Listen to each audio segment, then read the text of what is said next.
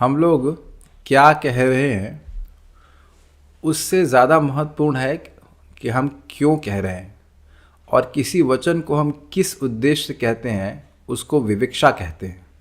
किस उद्देश्य से कहा जा रहा है।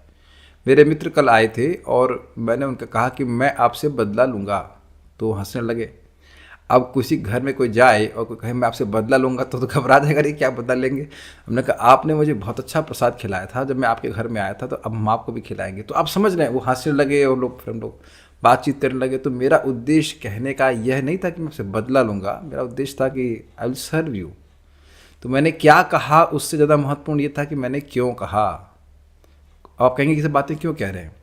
हर व्यक्ति भगवान का नाम उच्चारण कर रहा है। मेरे सामने जब भी भक्त हैं, मुझे पूरा विश्वास है कि अब सभी लोग अपने हृदय को शुद्ध करने के लिए नाम उच्चारण करना चाहते हैं। तो मैं ये कह रहा हूँ कि हम मनुष्य होकर के भी जो कहा जा रहा है उससे ज़्यादा महत्व देते हैं उस चीज़ को कि क्यों कहा जा रहा है कि नहीं। मैंने हमारे अंदर ये क्षमता है कि हम समझ पाएँ कि कोई व्यक्ति हमसे कोई बात क्यों कह रहा है। अग्रीड। तो भगवान तो ये ज्ञान सभी को ज्ञान देने वाले हैं। भगवान तो अच्छे से समझ रहे हैं कि आप नाम जप क्यों कर रहे हैं, और आप सभी लोग अपने हृदय को शुद्ध करने के लिए नाम उच्चारण कर रहे हैं। क्यों नहीं तो रोज रोज क्यों करते। अब हृदय को क्यों शुद्ध करना चाहते हैं, क्योंकि आपने सुना है कि हृदय शुद्ध होगा तो भगवान का प्रेम जागृत होगा।